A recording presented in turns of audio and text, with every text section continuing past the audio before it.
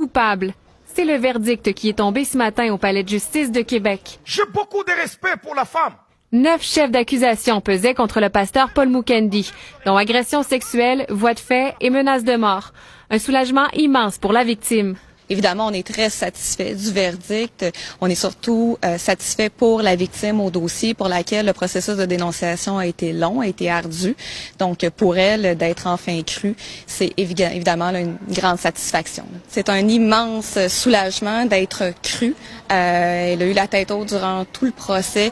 C'est un procès qui a été difficile. J'ai parlé de son processus de dénonciation. Donc, évidemment, pour elle, là, c'est un moment là, qui est très, très positif pour elle.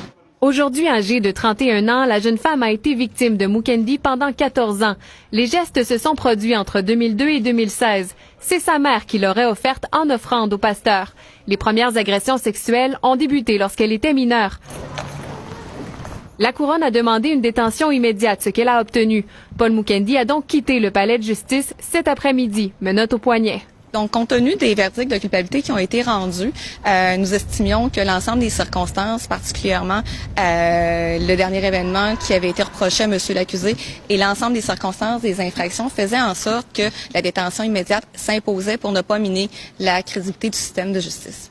Paul Mukendi reviendra en cours à la fin de l'été pour connaître sa peine. Pour le chef numéro 2, qui est d'exploitation sexuelle, il y a une peine minimale et évidemment, il y aura une peine globale d'imposer pour l'ensemble des 9 chefs d'accusation, qui sera certainement là, une peine de détention de longue durée qui sera recommandée par le poursuivant au juge.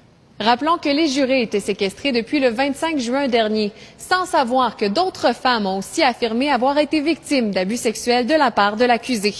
Pascal Robitaille, TVA Nouvelles, à Québec.